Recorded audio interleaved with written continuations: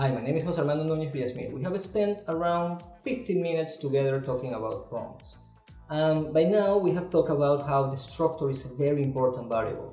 The structured communication is effective communication, and the same happens with prompting, because it lets us separate our prompt into different areas or dimensions that better communicate the overall intention that we have with this prompting. Also, when we're working with large language model, it lets us iterate in the specific areas, preserving some of the things that already have been made, that really improve the overall experience by getting better outputs. We spoke about these structures in a very wide, open way, talking about building blocks that we can basically combine in any way. However, I want to talk with you about a specific style of prompting that is my go-to when I need to test a model or when I am prompting something very complex that needs to be presented my way, and it's very difficult that the model can alone without all the context and all the information produce on its own. This type of prompting is called change of thought. So we need to ask, what is chain of thought prompting?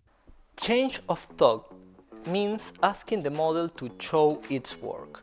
Instead of jumping straight to a conclusion, we invite the large language model to reason out loud, step by step, showing us all the steps that he does with the information that we requested before it commits to a final answer.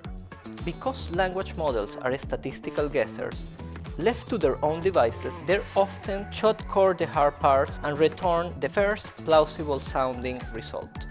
By explicitly telling the model, think step by step, we force it to slow down, evaluate each token against the last, and surface its intermediate logic. if you think about it, many times when we use a large language model or a new tool, we are working with kind of a black box.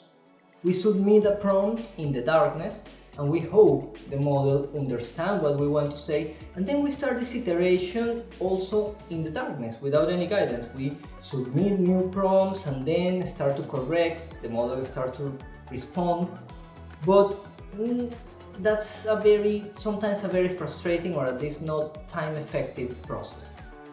By prompting with change of thought, we approach the model by revealing our own thought process, or at least what are the instructional design pieces, or at least the instructional sense that we want in the answer or in the conversation, by spelling out the steps and elements that should appear in the final answer.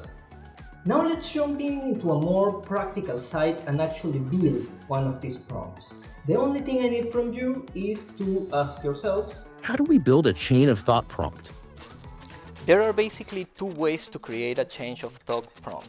In one, we insert a change of thought notch, which is a piece of our prompt that clearly states that we want to follow a step-by-step reasoning. In this case, we are not really seeing how the model thinks. We are just suggesting how he should.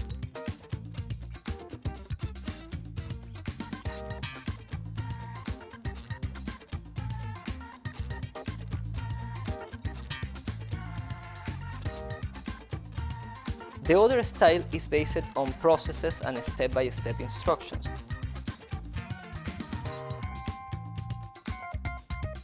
And here we tell the model what he has to do first and what he has to do next.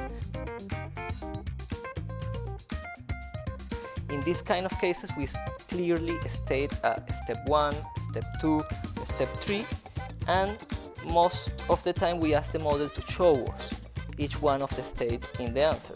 One very effective way to prompt this kind of change of thought is not submitting the full prompt, but actually submitting each one of the steps and asking for confirmation and resumes from the model so we can guarantee that we are in the same page. One thing that is very hard to do is to start a change of thought process with a chat that doesn't have a persona, that doesn't have any experience or any alignment with us.